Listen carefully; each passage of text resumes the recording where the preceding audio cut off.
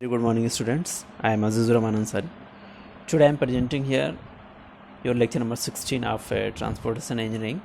There is the design of the joint in the rigid payment. Okay. Since last lecture में हम लोगों ने designing आपका types of the joints पढ़े थे. What are the various types of the joint in the rigid pavement. आज उसमें कुछ डिजाइनिंग क्राइटेरिया आपका एक्सपेंशन जॉइंट का as well as the contraction joints का. ठीक है, तो वो देख लेते हैं आपका. उसके बाद नेक्स्ट लेक्चर जो हमारा होगा वो rigid payment design of the flexible payment discuss करेंगे. ओके, सो फर्स्ट है आपका design of the joints in the expansion joints है जो आपका. Okay, design of the joints में एक्सपेंशन जॉइंट फर्स्ट है आपका. तो पहले इसका प्रोविज़न, आई थिंक प्रोविज़न के बारे में हम लोग बात कर चुके हैं आपका कि ये प्रोविज़न जो होता है आपका मेन इसका वो कि जो भी आपका पेमेंट में रेज आपका जो पेमेंट में एक्सपेंशन होता है due to the rise in the temperature, ठीक है, उस चीज़ को आपका मेंटेन करने के लिए एक्सपेंशन जॉइंट प्रोवाइड किया जाता है. ओके, किस एक along the direction, longitudinal direction में प्रोवाइड किया जाता है आपका. ये भी बताया था आपका. स्पेसिंग की बात करें आपका तो इस जो जॉइंट्स की स्पेसिंग होती है आपकी एक्सपेंशन जॉइंट्स में जनरली आपका 2.5 सेंटीमीटर स्पेसिफाइड है एज पर IRC. ओके, सो यहाँ पे पिक है आपका, ये बता दूँ आपका. पिक में देखिए इस केस में एक्सपेंशन जॉइंट्स में बताया था आपका कि जो जॉइंट्स होती है इस टाइप की जॉइंट्स होते हैं जो आपके वो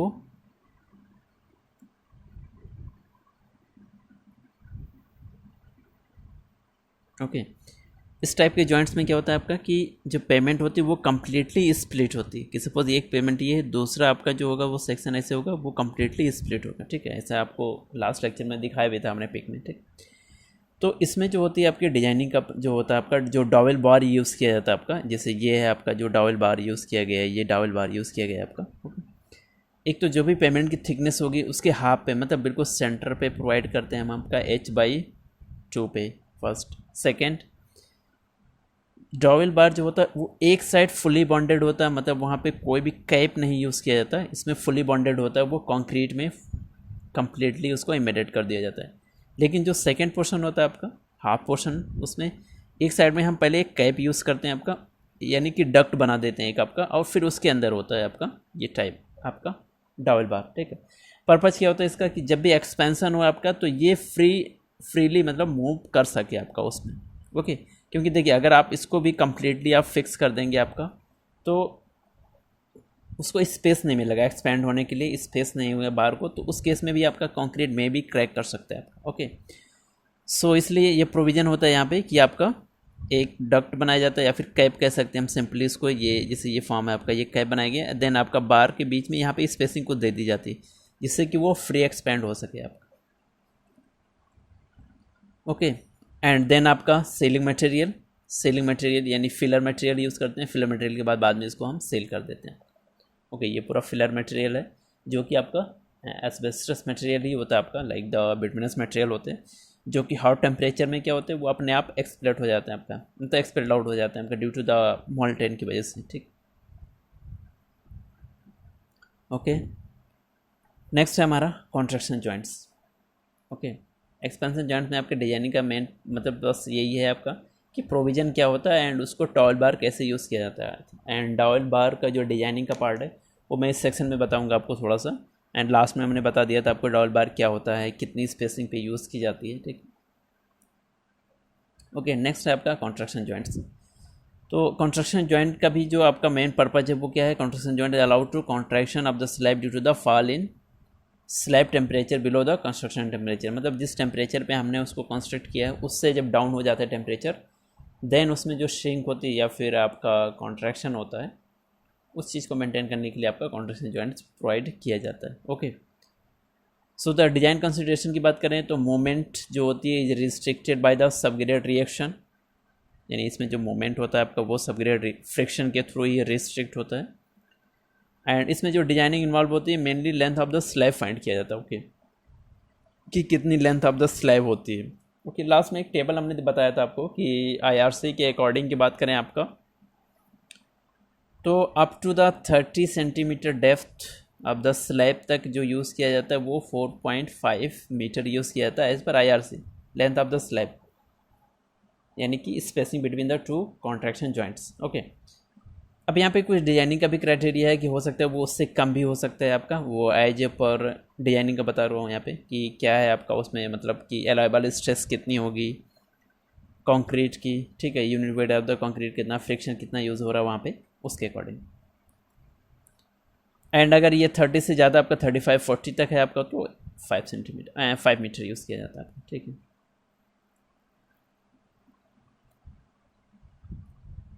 तो सो फर्स्ट आपका लेंथ ऑफ द स्लैब, इस पर देखिए न्यूमेरिकल आया है इस पर, ठीक है। तो अब डायरेक्ट फार्मूला ये आपका L C is equal to 2 × 10⁴ S C upon W into F, okay.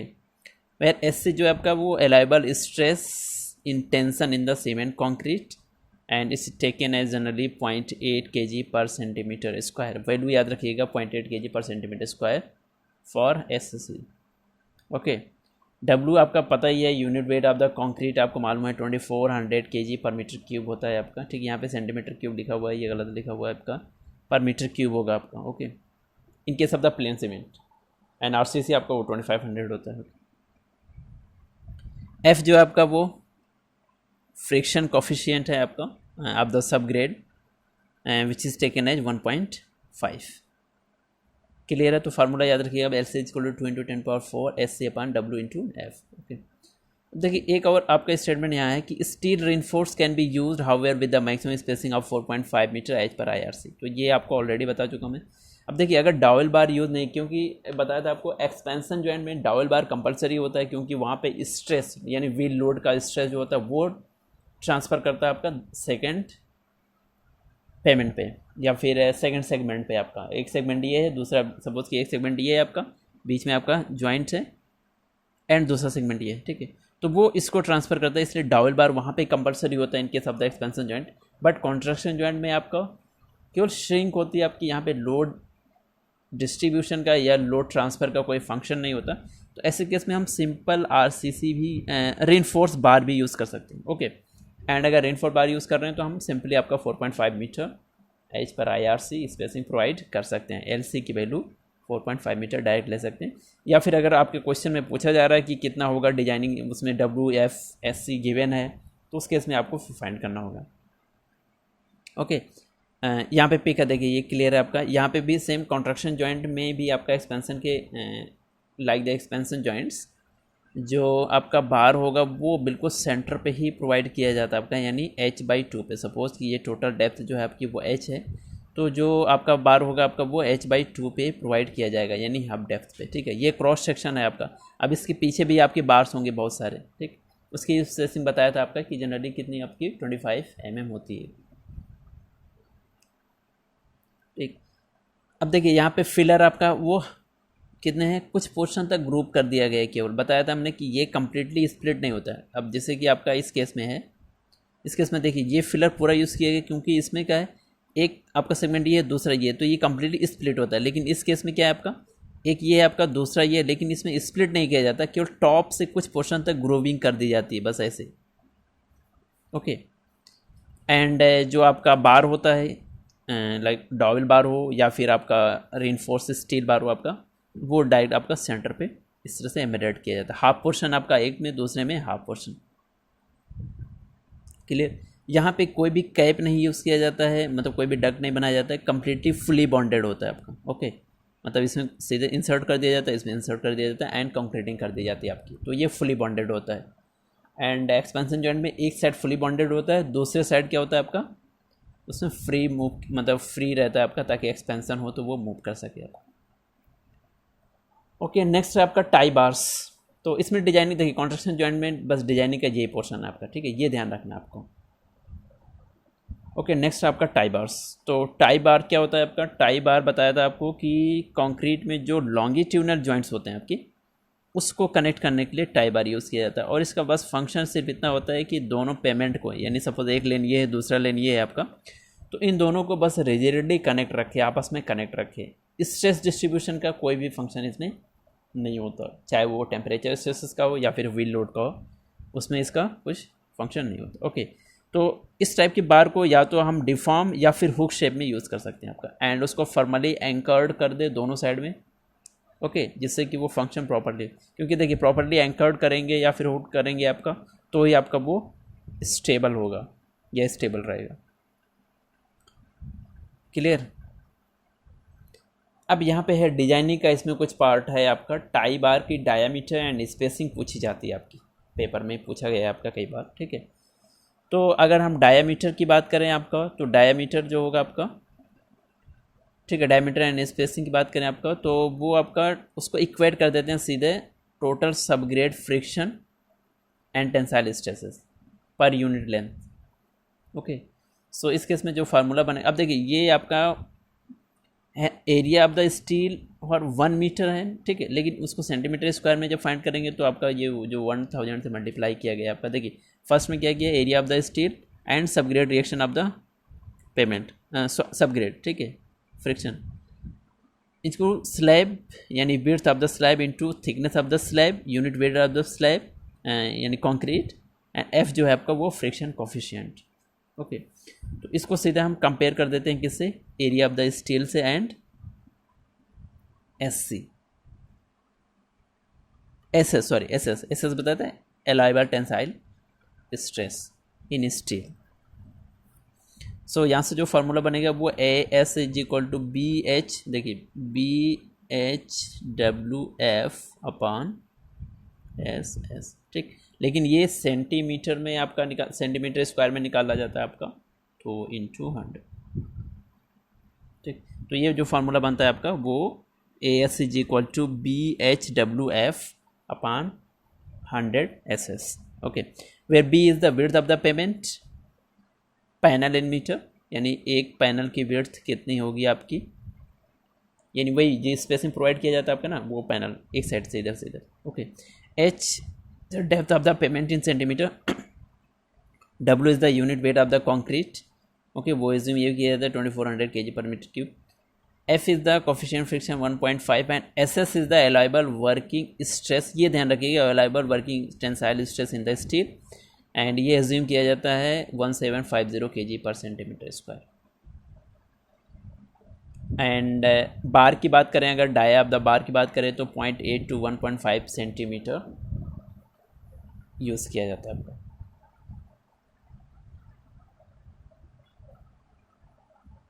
Okay, यानी 8 mm to 15 mm dia bar use किया जाता है। तो सो दो फार्मूला आपको ध्यान रखना, एक तो आपका फर्स्ट कॉन्ट्रैक्शन जॉइंट के केस में आपका जो था, एंड एक आपका टाई बार के केस में जो है। ओके, अब length of the tie bar की बात करें अगर, तो length of the tie bar L T is equal to, ये टू, देखिए अब इसके डेफिनेशन की बात करें तो ये is the twice the length needed to develop bond stress equal to the working tensile stress.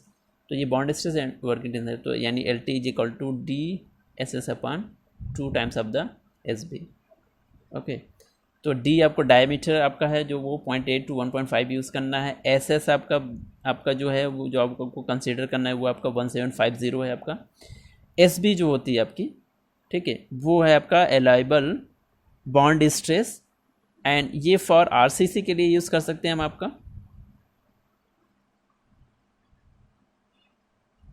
यानी प्लेन के लिए यूज़ कर सकते हैं 17.5, एंड अगर डिफॉर्म की बात करें तो 24.6 kg पर सेंटीमीटर स्क्वायर, ठीक। तो ये दो वैल्यू याद रखनी है आपको। देखिए ज़्यादातर आपका होता है उसमें हम डिफॉर्म ही यूज़ करते हैं आपका, ओके, क्योंकि डिफॉर्म जो होता है वो आपका ज़्यादा स्टेबल होता है, ठीक। लेकिन अगर प्लेन का केस दिया हुआ कि उसमें प्लेन आरसीसी यूज़ की गई, उसमें प्लेन बार यूज़ किया गया आपका, तो 17.5 होगा सिंपल डायरेक्ट उसका bond stress, allowable bond stress, and अगर डिफॉर्म्ड है तो 24। ओके, नेक्स्ट है आपका डॉवेल बार्स, ठीक। तो डॉवेल बार का डेफिनेशन हम लोग पढ़ चुके हैं, डॉवेल बार का फंक्शन क्या होता है, स्पेसिंग कितने पे यूज़ करते हैं, ये हम लोग प्रीवियस लेक्चर में देख चुके हैं। यहाँ पे थोड़ा सा इसका डिजाइनिंग का पोर्शन है वो मैं आपको बता देता हूँ आपका, ठीक है। देखिए, purpose of the dowel bar is effectively transfer the load between the to concrete slab and keep the two slab in the same height. Okay, ये भी होता है आपका कि जिससे अगर आपका ये ऐसे है, ठीक है, और दूसरा आपका ऐसे, ठीक। तो अगर आपने डबल बार यूज़ किया तो ये सेम है, अगर डबल बार आपने यूज़ नहीं किया है तो लोड की वजह से क्या होता है कि ये डिफॉर्मेशन होती है एक स्लैब, तो दूसरा क्या होता है यू डिस्टर्ब हो जाता है आपको, ठीक है। अब जैसे ये लाइन यहाँ जा रही है आपकी, तो ये डिफॉर्म भी हो जाता है आपको, क्योंकि किसी पे इम्पैक्ट, देखिए जिस डायरेक्शन से ट्रैफिक जाती है आपकी, ठीक है, तो उसमें एज पे इम्पैक्ट करता है तो अपने आप वो जो है आपका होता है डाउन साइड में हैमरिंग हो जाती है उसमें, ठीक है, तो वो पेमेंट आपका डाउन हो जाता है हैमरिंग की वजह से। लेकिन अगर डॉवेल बार यूज़ किया गया आपका तो जो लोड होता है, स्ट्रेस जो होती है, लोड स्ट्रेस, वो इक्वली ट्रांसफ़र होता है। बताया था कि स्टार्टिंग में कि अगर आपका जो डॉवेल बार है वो आपका अगर हाई क्वालिटी का है या फिर जो पैरामीटर्स है, जो क्वालिटी है वो अगर आप फॉलो कर रहे हैं, तो उस केस में जो W होता है वो कम हाफ डिस्ट्रीब्यूट होता है, W/2 एंड W/2। अगर लोड यहाँ पे W है आपका तो ये कम्प्लीटली हाफ बाई मतलब हाफ पे वो डिस्ट्रीब्यूट हो जाता है। तो इस केस में जो पेमेंट की स्टेबिलिटी रहती है वो दोनों पैनल की सेम रहती है। डिजाइन कंसिडरेशन की बात करें, देखिए एक तो माइल्ड स्टील राउंडेड बार यूज़ किया जाता है आपका, and bonded in one side and free for the other side. जैसे कि एक्सपांसन में हमने दिखाया आपको कि एक साइड में बॉन्डेड होता है, दूसरी साइड में फ्री रहता है आपका, ठीक है। तो ब्रॉड बेरियर ने एनालिसिस की थी इसका, इसमें आपका जो लोड कैपेसिटी है वो 3 फॉर्म में होती है, वो प्रीवियस लेक्चर में बताया था आपका। एक तो शेयरिंग में है, दूसरा bending and third bearing. Okay, तो shear, bending and bear. Okay, तो फार्मूला है यहाँ पे आपका, अगर शेयर की केस में बात करें आपका तो PS = 0.785 D² FS, and PF अगर बेंडिंग की बात करें तो 2D³ FF/LD plus 8.8 delta. And अगर PB की बात करें आपका, यानी कि इनकेस ऑफ द बियरिंग में, तो ये फार्मूला आपका, ठीक है। ये बहुत ज़्यादा आपका यूज़ नहीं है, आपके सिलेबस का भी पार्ट नहीं, तो इस पर बहुत ज़्यादा फोकस नहीं करूँगा, एक बार आप देख लीजिएगा बस ऐसे ही। तो P अगर बात करें तो लोड ट्रांसफ़र है आपका single dowel bar in the share S, bending F and bearing B में, ठीक है। D the diameter bar in centimetre, तो डायमीटर जो बताया आपका वही यूज़ कर सकते हैं आपका। इस पर IRC भी बताया था आपको, या फिर प्रीवियस लेक्चर में अभी उसमें, ठीक है। LD length of the embedded, अब LD जो है आपका वो कितना पोर्शन आपका एम्बेडेड हो रहा है। सपोज़ कि ये आपका ऐसे है पेमेंट, ऐसे, ठीक, तो ये जितना पोर्शन आपका एम्बेडेड हो रहा है उसके अंदर, दैट इज आपका LD होगा आपका। Delta is the joint width in the centimetre, तो ज्वाइंट विड्थ जनरली 2.5 सेंटीमीटर लिया जाता है आपका। FS FF FB जो permissible stress in sharing, bending and in kg/cm²। Okay, ये आपका गिवन रहेगा आपका। अब डिजाइन प्रोसीजर की बात करें तो सबसे पहले एम्बेडेड लेंथ निकालते हैं आपका। अब देखिए एम्बेडेड लेंथ में LD = अब यहाँ पे जो फार्मूला है बीच में भी LD है, LD + 1.5 डेल्टा, ठीक। तो ये ट्रायल एंड एरर से फाइंड होगा आपका। एक चीज़ अभी बता दे रहा हूँ, अभी आपका ये जो आएगा वो ट्रायल एंड एरर से निकलेगा, ठीक है। उसके बाद find the load PS PB and ये, अब यहाँ से जब LD निकल जाएगा तो हम यहाँ से PS PF and PB find कर सकते हैं आपका। ओके, जब वो फाइंड हो जाएगा आपका, देन हम लोड कैपेसिटी डॉल बार की बात करें। देखिए अब देखिए उसमें है कि 40% wheel load and capacity factor 0.4 P/PS PF and PB 0.4 P, यानी कि 40% आप द व्हील लोड के अकॉर्डिंग चेक करेंगे, ठीक है। अब इसमें जो आपका मैक्सिमम होगा, इनमें जो मैक्सिमम होगा वो आपका लोड कैपेसिटी कंसीडर की जाए। ओके, सो एक छोटा सा न्यूमेरिकल है, मैं यहाँ पे ये छोटा सा न्यूमेरिकल बस आपको बता दे रहा हूँ आपका। टाई बार के केस में है आपका ये, ठीक है। जनरली न्यूमेरिकल इसी बेस पे ही पूछे जाते हैं आपका। In case of the dowel bar का डिजाइनिंग का नहीं पूछा गया है कभी क्वेश्चन में, या तो लेंथ ऑफ द स्पेसिंग पूछी जाए, लेंथ ऑफ द पैनल पूछा जाएगा, यानी कि कॉन्ट्रैक्शन जॉइंट में स्पेसिंग पूछी जाती है आपकी, या फिर टाई बार में आपका टाई बार की डिजाइनिंग पूछी जाती है आपकी। ओके, डॉवेल बार का बहुत कम पूछा गया है आपका। सो ये क्वेश्चन आपका, cement concrete pavement thickness of 18 centimetre has 2 lengths of the 7.2 metre with the joint तो design the tie bars. Okay, तो first of all given data देख लेते हैं। आपका थिकनेस दिया हुआ है आपका H = 18 सेंटीमीटर। अब विड्थ ऑफ द पैनल की बात करें, 2 लेन रोड है आपका। देखिए सिंपल है, उसमें क्वेश्चन में लिखा हुआ है कि has 2 lane road 7.2 metre, 7.2 metre. It means कि जो आपका लॉन्गिट्यूडनल जॉइंट्स होगा वो कहाँ पे यूज़ किया गया होगा आपका, बीच में सेंटर पे यूज़ किया गया होगा, यानी यहाँ पे ऐसे, ठीक है। तो एक पैनल की विड्थ इसका हाफ हो जाएगा आपका सिंपली, यानी कि B = 7.2/2 = 3.6 मीटर। ओके, SS आपका गिवन है आपका। देखिए गिवन ना होता तो भी हम अप्रॉक्स कितना बताया था 1750 यूज़, लेकिन यहाँ पे क्वेश्चन में गिवन है कि 1700 kg/cm², तो हम ये यूज़ करेंगे आपका।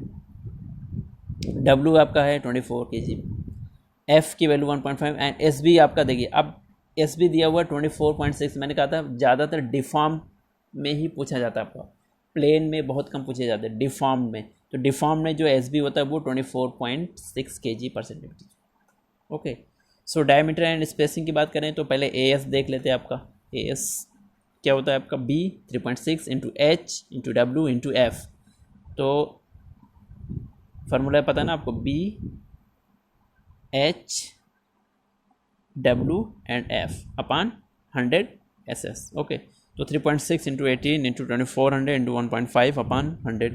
अब देखिए ये सेंटीमीटर स्क्वायर पर मीटर में निकाला गया आपका। ओके, सो इसलिए 100 का है यहाँ पे, तो ये आ गया 1.33 सेंटीमीटर स्क्वायर पर मीटर।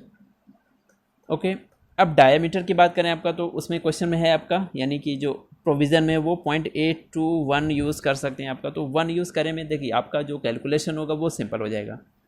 1.5 तक, सॉरी 0.8 टू 1.5 तक। ये फिर से बता दूं मैं आपको, जो फाई है आपका, ये फाई जो है आपका वो 0.8 से लेके 8 टू 1.5।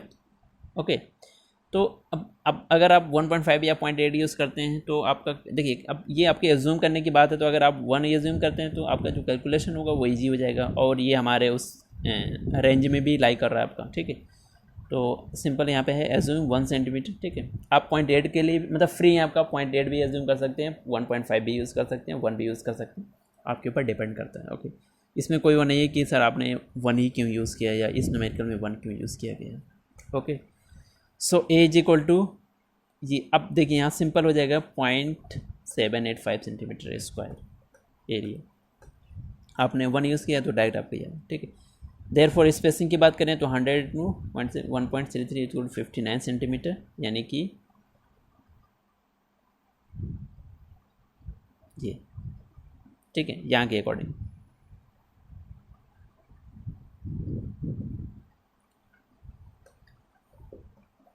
तो ये आ गया आपका 55। ठीक है, अब लेंथ ऑफ द बार की बात करें, एल टी की बात करें, अगर देखिए स्पेसिंग का हो गया आपका। अब एल टी की बात करें आपका, तो L T is equal to 1 into 1750 upon 2 into 246 is equal to 36 centimetre. So using 1 centimetre 5 tie bar of the length of 36 centimetre at the rate 55 spacing, it means क्या हो गया कि 1 सेंटीमीटर डायामीटर यूज़ करेंगे आप the tie बार का, and length जो होगी उसकी 36 सेंटीमीटर, एंड स्पेसिंग की बात करें अगर आप द टाई बार तो then 55 centimetre centre to centre. Okay, so आज के लिए इतना ही। नेक्स्ट लेक्चर में हम लोग जो है पढ़ेंगे आपका design of the flexible pavement. Okay, so बस इतना ही। Thank you and have N